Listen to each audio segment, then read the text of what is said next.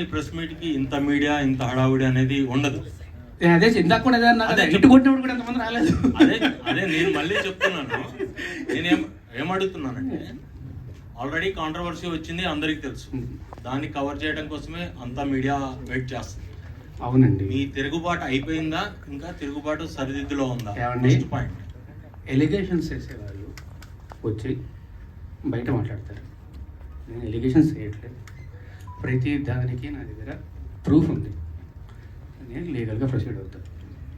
నాకు భయపడాల్సిన అవసరం కానీ ఏమీ లేదు.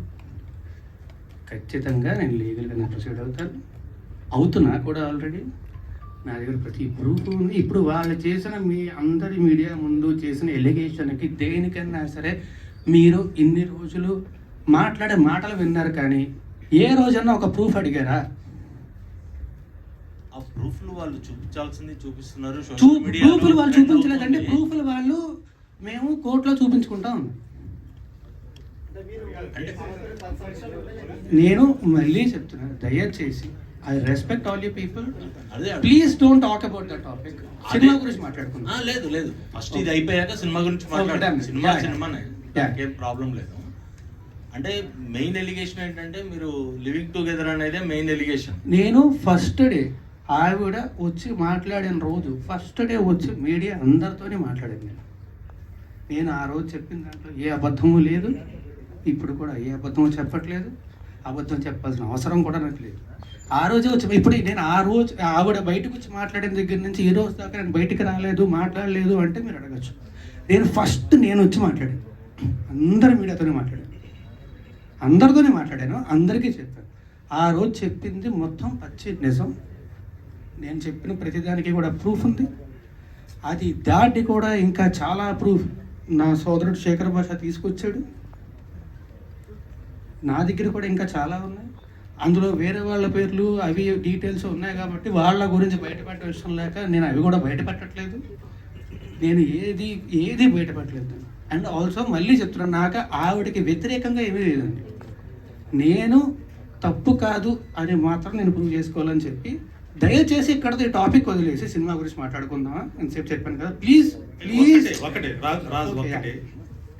నువ్వు మీ ఇంట్లో నుంచి ఎందుకు బయటకు వచ్చేసి ఏమండి? మీరు మీ ఇంట్లో వచ్చేసి నేను సినిమా గురించి మాత్రమే మాట్లాడతాను. దయచేసి అందరినీ రిక్వెస్ట్ చేస్తాను. కాదు, ఇది ఒక అమ్మాయికి సంబంధించిన విషయం. అమ్మాయి ఇప్పుడు అంత పబ్లిక్ వచ్చిందంటే అమ్మాయి కూడా సఫర్ అవుతుందంటే కదా. పోలీస్ కేసు పెట్టింది, మీ పైన మొత్తం కూడా పెట్టింది. ఆ అమ్మాయికి మీరు అబార్షన్ చేయించారనేది ప్రూఫ్స్ కూడా సహా చూపి. పోలీస్ కేసులో ఎందుకు లేదండి? అది ఆ సెక్షన్ ఎందుకు లేదు? ఆ అబార్షన్ సెక్షన్ ఎందుకు లేదు పెట్టిన ఎఫ్ఐఆర్ లో? ఈ రోజు దాకా మీరు బయటికే రాలేదు కదా. ఇదే కదా ఫస్ట్ టైం అమ్మాయి కేసు పెట్టింది కానీ అమ్మాయి మీడియా ముందుకు వచ్చింది. పోలీసులు చుట్టూ కాదండి. రాజతరణ్ గారు సారీ నేను చెప్తాను, నేను క్లియర్గా చెప్తాను. తప్పించుకొని తిరగలేదండి. నేను అయ్యాను. అవును, అడ్వకేట్ అయ్యారు.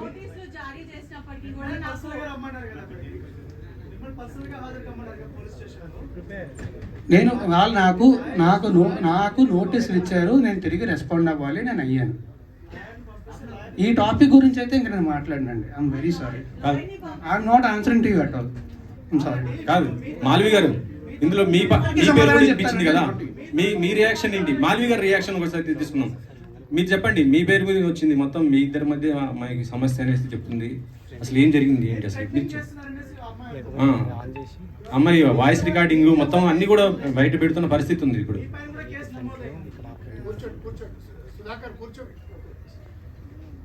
So whatever she has put the allegations on me and my brother, I have already submitted the proofs to the cops, and recently she again texted on 24th July. I have submitted that also, and they are taking the legal action against it. That's all I want to say, because we have not done anything wrong.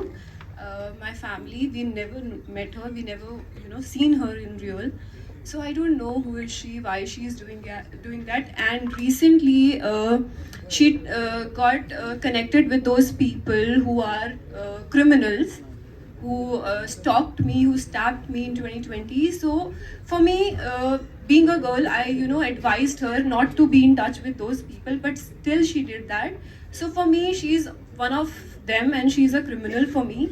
And I really don't want to say anything against her, but everything will proceed legally, and that's all I want to say. రాజధారు quite contrast films Purushothamudu Tiragabadda స్వామి అని అంటే